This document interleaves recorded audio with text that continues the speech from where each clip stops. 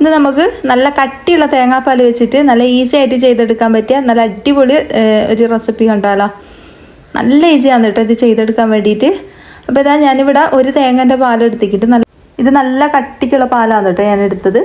അപ്പോൾ നിങ്ങൾ എടുക്കുന്ന നേരം കട്ടിക്ക് തന്നെ എടുക്കാൻ ശ്രദ്ധിക്കുക, എന്നാൽ നല്ല ടേസ്റ്റ് ഉണ്ടാവും കേട്ടോ ചെയ്തെടുക്കുന്ന സമയത്ത്. ഞാൻ ഇതിൽ ഏലക്ക കൂടി ചതുക്കിയിട്ടിട്ടുണ്ട്. ഞാൻ ഇത് കാണിച്ചു തരാം എത്ര ക്ലാസ് ഉണ്ട് കേട്ടോ. ഇപ്പം നമ്മളെ വീഡിയോ കാണുന്നവർ വീഡിയോക്ക് മറന്നു പോകാണ്ട് ഒരു ലൈക്ക് തരണേ, എന്തെങ്കിലും ഒരു കമൻറ്റ് ഇടണം കേട്ടോ വീഡിയോക്ക്. അപ്പോൾ ഇതാ ഞാനിവിടെ ഏകദേശം ഒരു 3.5 ഗ്ലാസ് തേങ്ങാപ്പാൽ എടുത്തിട്ട് നമ്മളിപ്പോൾ ചായ കുടിക്കുന്ന ഗ്ലാസ്സില്ലേ ആ ഒരു ഗ്ലാസ്സിന് അളന്നിട്ടാണ് ഞാൻ തേങ്ങാപ്പാൽ എടുക്കുന്നത്. അപ്പോൾ ഇതാ ഈ ഒരു ഗ്ലാസ്സാണ് എടുക്കുന്നത്. ഈ ഒരു ഗ്ലാസ് പിന്നെ എല്ലാവരുടെ കയ്യിലും ഉണ്ടാവില്ല. അപ്പോൾ ഞാനിത് അളന്ന് എടുക്കുന്നുണ്ട്. ഇതിലേക്കൊരു 1/4 കപ്പ് കോൺഫ്ലവർ ചേർത്ത് കൊടുക്കുന്നുണ്ട്. അരിപ്പൊടി അതുപോലെ തന്നെ മൈദ ഒന്നും വേണ്ട കേട്ടോ, നമുക്ക് കോൺഫ്ലവർ മാത്രം വെച്ചിട്ട് ചെയ്തെടുക്കാം. അപ്പോൾ ഇതാ 1/4 കപ്പാണ് ഇതിലേക്ക് ചേർത്ത് കൊടുത്തത്. അത് നല്ലോണം ഒന്ന് മിക്സാക്കി കൊടുക്കുന്നുണ്ട്. ഒട്ടും കട്ടകളില്ലാണ്ട് നല്ലോണം തന്നെ മിക്സാക്കി കൊടുക്കുക. പെട്ടെന്ന് തന്നെ മിക്സായിട്ട് വന്നോളൂ കേട്ടത്. കഴിഞ്ഞ വീഡിയോ അല്ല, അതിൻ്റെ മുമ്പിലത്തെ വീഡിയോ ഞാൻ മണ്ടൻ്റെ റെസിപ്പി അതിനോട്ട് ഇട്ടത്. അപ്പോൾ ഒരുപാട് ആൾക്കാർക്ക് ഇഷ്ടമായിട്ടുണ്ട്.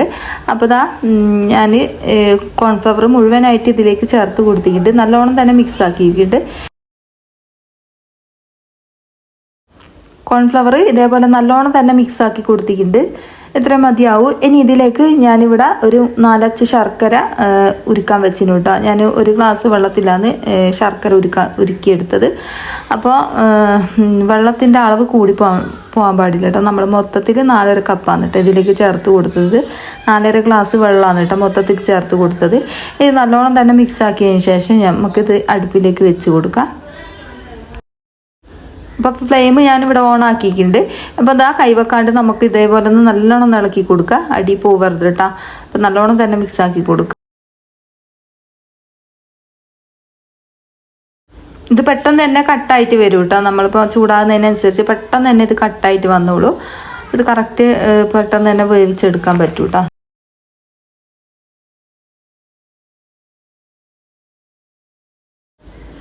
കണ്ടില്ലേ നല്ലോണം തന്നെ കട്ടായിട്ട് വരുന്നുണ്ട്. അപ്പോൾ ഇതാ കൈവെക്കാണ്ട് തന്നെ നല്ലോണം തന്നെ മിക്സ് ആക്കി കൊടുക്കുക.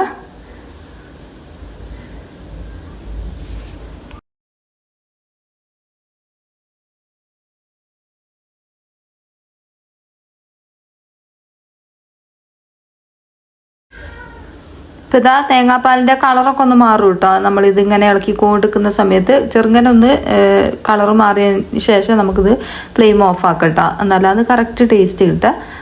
ഇപ്പോൾ ഇതാ നല്ലോണം തന്നെ കുറുകി വന്നിട്ടുണ്ട്. അപ്പോൾ ഇത് ഏകദേശം ആയിട്ടുണ്ട് കേട്ടോ. കളറൊക്കെ ചെറുങ്ങനെ മാറി കിട്ടിയിട്ടുണ്ട്. ഇനി നമുക്കൊരു പ്ലേറ്റിൽ കുറച്ച് വെളിച്ചെണ്ണയോ ഓയിലോ എന്തെങ്കിലും തടവി കൊടുത്തതിന് ശേഷം അതിലേക്ക് ഒഴിച്ച് കൊടുക്കാം. Flame off ആക്കട്ടോ.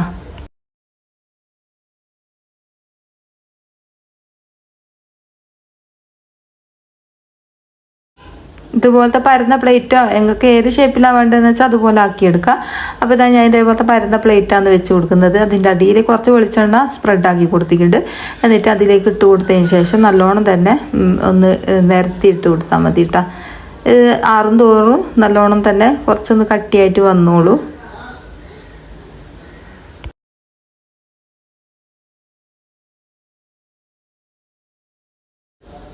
ഇതാണ്ടില്ലേ എല്ലാ ഭാഗത്തേക്ക് ഞാൻ ആക്കി കൊടുത്തിട്ടുണ്ട്. എന്നിട്ട് ഇതേപോലെ ഒന്ന് ചെറുങ്ങനെ തട്ടി കൊടുത്താൽ മതി, പെട്ടെന്ന് തന്നെ ആയിക്കോളൂ.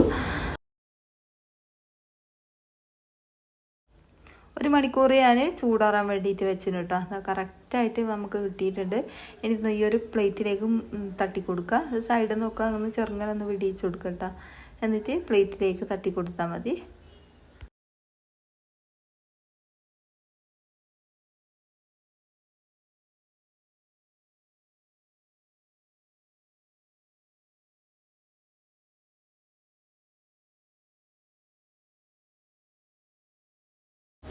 അപ്പോൾ ഇതാ നല്ല അടിപൊളിയായിട്ട് തന്നെ കിട്ടിയിട്ടുണ്ട്. ആർക്കും വേണമെങ്കിൽ ഇതേപോലെ ഒന്ന് ചെയ്ത് നോക്കുക. എന്തായാലും ഇഷ്ടമാവും. പെട്ടെന്ന് തന്നെ നമുക്ക് തയ്യാറാക്കി കൊടുക്കാൻ പറ്റും കേട്ടോ. കുട്ടികൾക്കൊക്കെ എന്തായാലും ഇഷ്ടമാകുന്നൊരു റെസിപ്പിയും കൂടിയാണ്.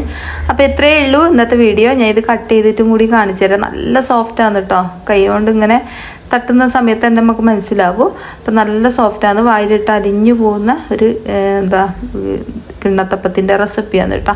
അപ്പം ഇത്രയേ ഉള്ളൂ ഇന്നത്തെ വീഡിയോ. അടുത്ത ഇതേപോലത്തെ പുതിയ വീഡിയോയിൽ കാണാം.